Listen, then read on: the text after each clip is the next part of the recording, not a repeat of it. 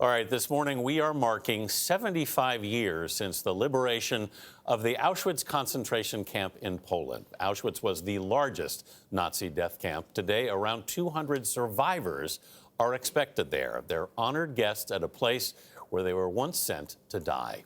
Earlier, several of them laid wreaths in honor of those who didn't make it out. Mark Phillips is at Auschwitz speaking with survivors who have an urgent message to share. Auschwitz is not only the largest of the death camps where more than 1 million people, 90% of them Jews, were murdered by the Nazis. It's also become a center of Holocaust remembrance. And today it poses a question. Are we forgetting the lessons of this place? The Soviet Red Army liberated Auschwitz 75 years ago today and took the pictures that forever etched its horrors in our minds. Now those images have been colorized in a new History Channel documentary. Some, though, don't need enhanced pictures to bring back those vivid, terrible memories. A few remaining survivors have returned here. In their 90s now, they've come for a reason and with a message. And it should never happen again. David Marks is 91 now.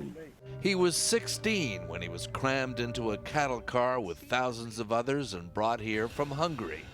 This is not only his first time back, it's his first time talking about it. I didn't talk about it with my children. I didn't want they should know what I went through. You wouldn't speak to them about it? I didn't speak to them at all. He didn't tell them of the watchtowers and the wire and the filth and the starvation. And he didn't tell them what happened during the horror of the selection process, when camp officers decided who might live for a while and who would die. So you were selected for work, and your father and your brother were sent immediately to the gas chamber. That same day, 35 members of my family were burned, were cremated the same day, that Friday.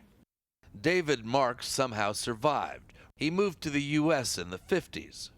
Widowed 27 years ago, he is now engaged to marry Kathy this summer. It was she who convinced him to return to Auschwitz for closure, she says.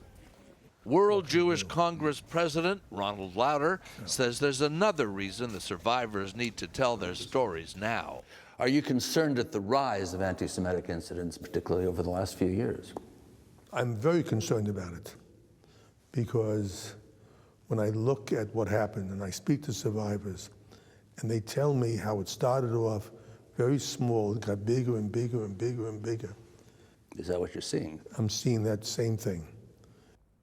The survivors' numbers are dwindling. Few think they'll ever be back to this place. All that will be left is the wire and the watchtowers and the ovens and their stories.